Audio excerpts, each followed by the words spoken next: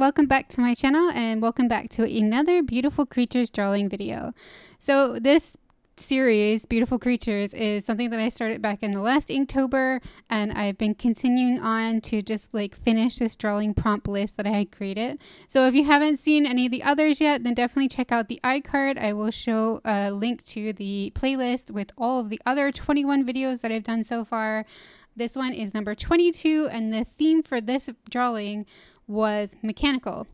So for the theme of mechanical, I was thinking steampunk. Like, even when I created the list, that was like kind of what I was going for, but I still tried to keep it vague. I kept all of the drawing prompts vague, so just in case I was like really not in the mood to do that after all at the time, I could change it up and think of something else. Honestly, every time I do these themes and I start to do the voiceover, I look back at the drawing, I kind of wish that I had pushed it out of the box a little bit more with the theme, because like the theme of mechanical, you could really do anything with it, but you know, I'm just bad. I'm just hard on myself. That's the word. I'm really hard on myself when it comes to that. Otherwise, I always really wanted to do a steampunk drawing. It's just not something I do often. I think like I get a little bit afraid of doing the tiny little like metallic details, and I'm not so good with like mechanical things as well. So I usually shy away from it, but I've always liked the style of steampunk. I always kind of admired that style. So it's definitely something I wanted to explore. So the first sketch, I did that a couple months ago. I think it was the beginning of the year, and I liked it, so I put it aside for the future because I had to do a few other videos in between, so I had to put it aside first.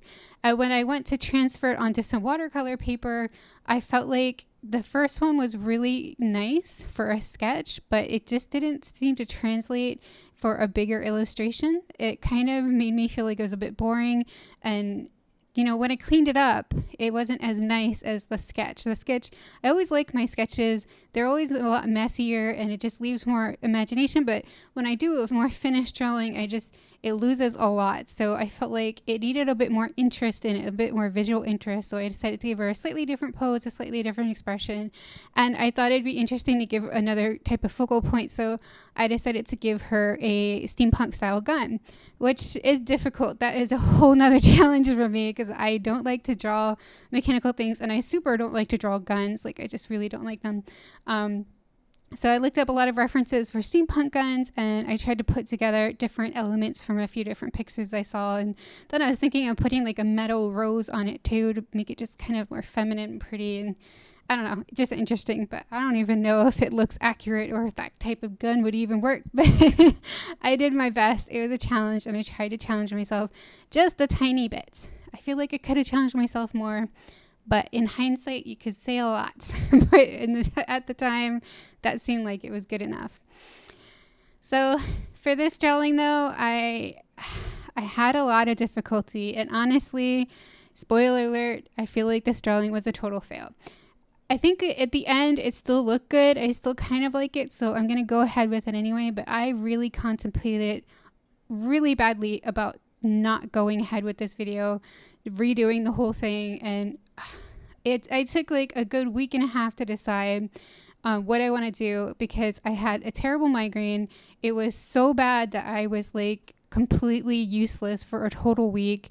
It's still kind of here too. It's just like hanging on, but I'm able to try to get some stuff done through it. So I'm just trying my best to get back to doing some stuff, and throughout that time, I wasn't able to finish the video, so I kept thinking, should I redo this? Should I redo this?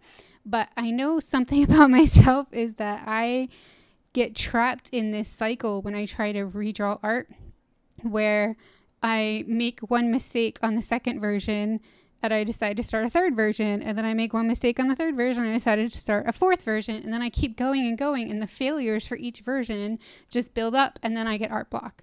So I know that about myself, so I know that I have to try to avoid that. So I kept trying to tell myself, no, don't redraw it, just like maybe draw the same character in a different pose, or maybe draw it without the camera on, something so that it wasn't so stressful. But yeah, so I've decided that I'm not going to redraw it.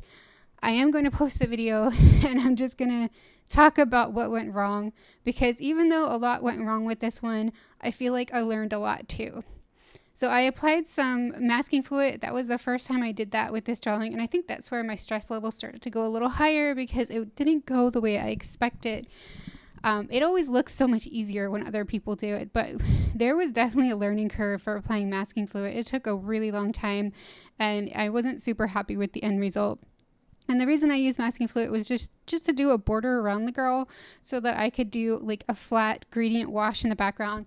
And that didn't go very good at all. You'll see a jump when I'm doing the background. And that's simply because I started stressing out like super bad. So I had to just like turn off the cameras and deal for a bit. I used a blue color for the background because I knew the colors that I had already picked out for the girl was going to be like a sepia, a black, a reddish color, and a brownish color. So I wanted something contrasting in the background so that she'd pop out more. But it turned out to be a little too bright. And after I'd already applied the blue and I couldn't take it back up because it's phthalo blue, it's gonna hold on to that paper as hard as it can. I started to think that although it might blend in too much with the character, it might be cool to do like a sepia in the background, just to give it kind of like that old time kind of photo feel. So I ended up using that anyway, and it kind of helped dull down the blue as well as put a dark border on the outside to bring your focus into the character more. So I thought that actually turned out really well, but it took a while for me to get there. And I was wondering why it didn't work out so well with the flat wash, because I did pick a paper that should be a little bit easier for the pigment to move on. It's 25% cotton, and the last time I used it, it did like a really good job for me. But I think looking back, I can see that I'm using way too much water, which means I am definitely out of practice with watercolor. So that's probably why that one went wrong. When I started the colors for the character, I had already picked out the colors beforehand, but I was a little stressed about getting the right kind of mix for the skin tone because I wanted her to be a darker skin tone, and that's a bit stressful because I'm pretty used to doing a lighter skin tone mix, but darker skin tone mixes are still like kind of scary because once you apply it to the paper, you can't really lift it up. So it's like do or die. That's always the scary part about doing darker skin tones. But I really like the look of a darker skin tone, and I want to do more of them. So I wanted to try to push myself. So I pushed through the fear and just did it. And I loved how the color turned out. But for some reason, when I applied it to the paper, the face looked really splotchy, and I didn't know why. So I just let it dry, and I did another layer, and it still looks splotchy. And that wasn't the only part where I felt like the paper might have been worn too much while I was doing the sketching or something, and it started to give me a lot of trouble. Another thing that went wrong with this one, other than the paper, was just me. One, I was using way too much water in quite a few places, and I didn't know that all the time. It was just I see it when I'm watching back the video. And another thing is I think I'm too used to markers recently until I had forgotten the way that I usually work with watercolors, because I can see myself layering way too much water on all the different spots. Like I just keep fussing with it and adding a bit more and adding a bit more and adding a bit more until the paper just gave out. By the end of the drawing, I felt like I had to give up and stop because the paper just couldn't take any more abuse. I've obviously just went way too far with it. Like the corset, like the definition, the corset has just completely disappeared. The definition around her face has disappeared. So I tried my best to use color pencil and Copics to try to bring it back in. I relined the whole thing with black multiliner, but it's still just, there was a part where I just had to give up. And I was disappointed because I had made a mistake while I was inking it. And I thought that while I was doing the color, I could hide it, but I wasn't able to hide it. So I felt really bad that I hadn't just completely started over in the beginning with the inking. So yeah, there was a lot that went wrong, but I feel like I learned so much with this one. I still feel bad. I feel like I didn't do her justice. I think she's a beautiful character and I want to draw her again. And hopefully I actually get to, because I say that a lot. I never do it. But like I had said before, if I want to, I think I'll just go ahead and draw this character again, but I'm not going to allow myself to go backwards and redraw it. But I am really proud of myself that I pushed myself to finish this one, even though every single stage had something go wrong. I feel really happy that I pushed myself to finish it. It still wasn't something I was super happy with, but I could look back and see where I went wrong and learn from it. I added a couple of details with my Finetec to try to bring out the metallic look in her headband and her gun. And I found that if I washed down the Finetec a lot and added it to the leather parts of her outfit, it actually helped to bring them back out as well. But yeah, I definitely learned a lot.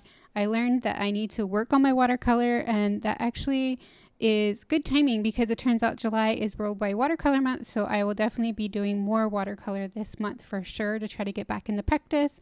And I learned that I cannot stress this paper too much, so I definitely know that going forward. I think I need to try a more heavy duty paper going forward because obviously I'm way too rough on my watercolor paper.